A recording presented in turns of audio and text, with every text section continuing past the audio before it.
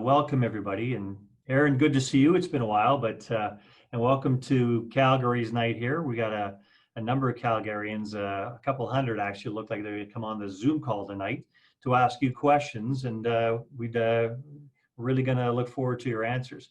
I'm Greg McLean. I'm the Member of Parliament for Calgary Centre, and Member of Parliament means that I get to be a social worker for the last 2 months here in Calgary and take care of all kinds of people's problems.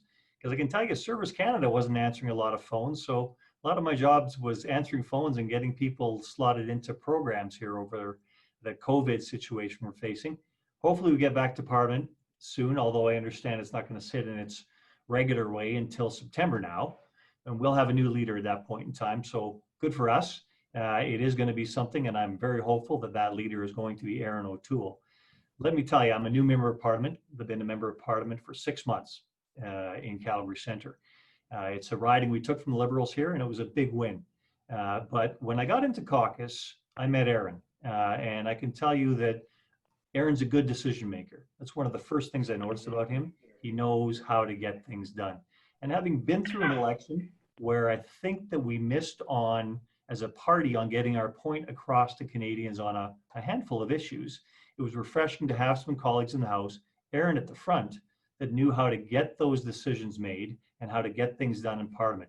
I think the next election is going to be telling for us that we're going to have a team that actually has a great policy position on many issues going forward, and Erin's going to be obviously at the lead of that in developing that for us. I'm looking forward to that election because we can't change government soon enough.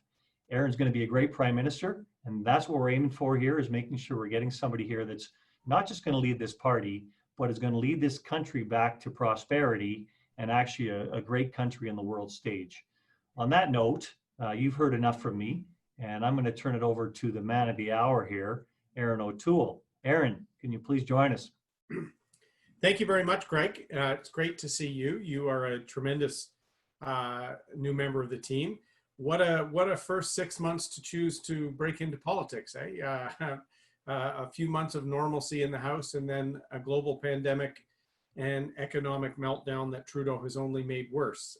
I'm really glad we have you and your expertise in energy and in financing to help us get back on track when we take over from the tired and corrupt Liberal government. And it's very special to be with all of you in Calgary tonight. In fact, Greg helped launch my campaign as one of the first members of my caucus and our colleagues to lend his support, which was helpful because I actually launched my national campaign in Greg's riding. In fact, I'm an Ontario MP. As you know, I'm from the Greater Toronto area. Yes, a few of us Conservatives get elected in the Toronto area. I'm one of them. Part of what we need is more, and I'm here to do that. But I saw that after 4 years of Trudeau and anti-energy, anti-development policies that really targeted the prosperity that Alberta had brought to our country. As an Ontario MP, I remember in the 2008-9 meltdown, how Alberta's resource wealth and the generation of jobs and economic activity from Western Canada helped us weather that recession better than any other G7 country. Stephen Harper's leadership was key, but it was actually the booming energy sector that helped us as the auto sector, auto parts manufacturing was floundering. There were more jobs in Ontario related to making things for the energy sector than there were assembling vehicles.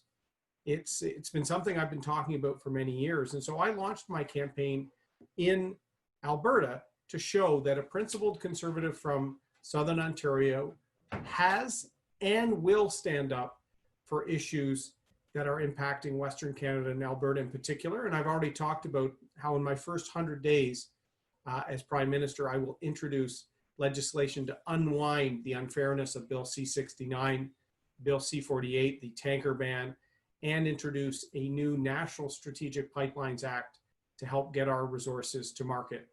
And what's interesting is the first real job I had was in the energy sector. I inspected pipelines for TransCanada Pipeline before I joined the Canadian Armed Forces.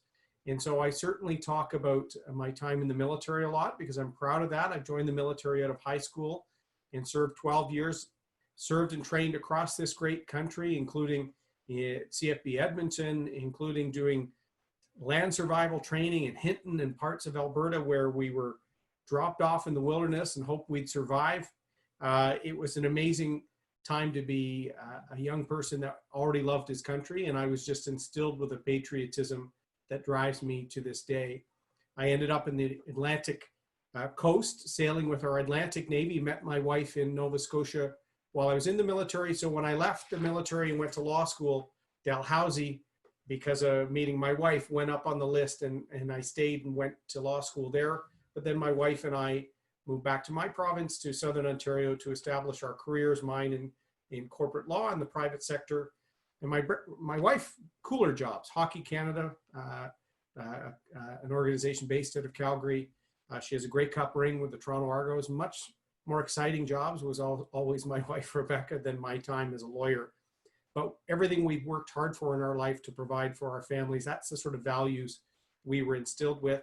So that when my hometown MP resigned, Bev Oda, I stepped up and ran in a by-election. And I joined Stephen Harper's government as a backbencher midway through his majority term. I was elected at the end of 2012. And over the final 2.5, 3 years of his government, Prime Minister Harper promoted me from the backbench in the back by the curtains up to Parliamentary Secretary for Trade because of my private sector work, and then as Veterans Affairs Minister because of my time in the military and when I was a lawyer helping establish the True Patriot Love Foundation for military families and veterans, because I'm a roll up the sleeve doer. I'm not a career politician. I'm someone that gets things done. I haven't been in politics even a third the time of my main opponent in this race, but I've tried to make my time valuable, and my wife is very happy it's been scandal free, and she says I have to keep it that way. So I'm here tonight to be accountable to you. I ran in the leadership last time, and some of you may have supported me. Thank you. We now call that leadership the warm-up. I learned so much about myself, our team did, about the country, about the party, and we're bringing those lessons into this race, and we're going to win. We are now experiencing momentum on all levels and are surpassing all campaigns on all levels. And I'm very happy to say that I'm going to leave coronations to only our Queen and those sorts of people. We're working hard to make sure that this is a race where it's based on merit and who can win, not on any other factor. I respect all the people in this race and have friendships with all of them in different levels. But I really think we need to win the next election, and I can do that with my experience and my track record of winning 3 times in the 905 set of suburban ridings around Toronto. When Stephen Harper cracked and won the majority of those, we formed a majority, strong, stable, majority conservative government was the language at the time. So I'm here to answer any of your questions, but I really do want to dwell on the fact that I want to thank Greg for letting me kick off my campaign on Daniel Smith's show, News Talk 770 in Alberta, where I launched my video talking about not just the energy sector, which I talked about Danielle, but so many sectors that have been left behind by the uncompetitive Trudeau government. We're going to turn that around. We're going to build Canada, and we're going to have a private sector-led recovery. So look forward to your questions. Thank you for being a part of this Zoom town hall tonight.